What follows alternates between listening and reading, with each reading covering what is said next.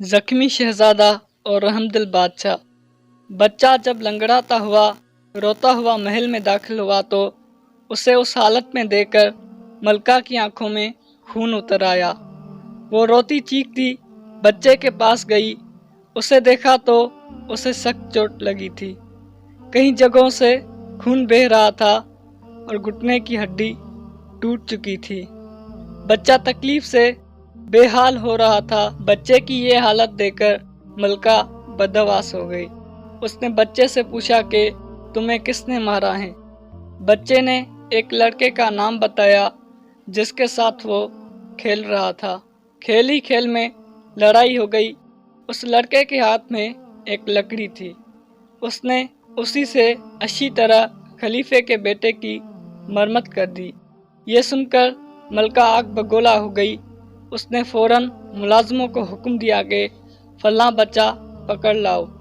वो उस लड़के को पकड़कर महल में लाए तो लड़के के पीछे पीछे उसकी माँ भी रोती पीटती आ गई। खलीफा उमर बिन अब्दुल अजीज रहमतुल्लाह अलैह सो रहे थे। शोर सुना तो उठकर कमरे से बाहर आए और पूछा क्या बात है। मलका ने अपने लड़के की टूटी हुई टांग दिखाई।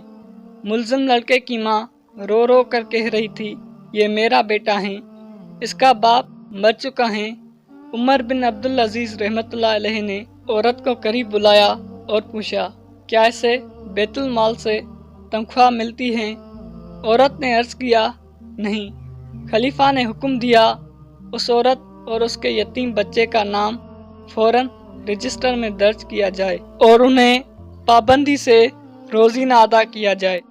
बीवी ने सख्त एहतजाज किया कि इसने आपके बेटे को लंगड़ा कर दिया। सज़ा देने के बजाय आप उल्टा उसे रोजीना और गुजारा अलाउंस दे रहे हैं। आप देखेंगे आइंदा वो आपके दूसरे बेटे को भी लंगड़ा कर देगा।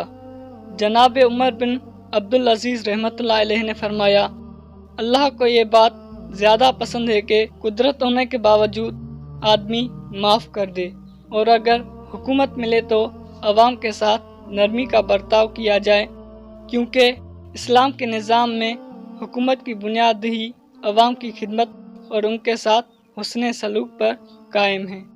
कौम का सरदार कौम का खादिम होता है, ना कि मखदूम और जाबिर सुल्तान।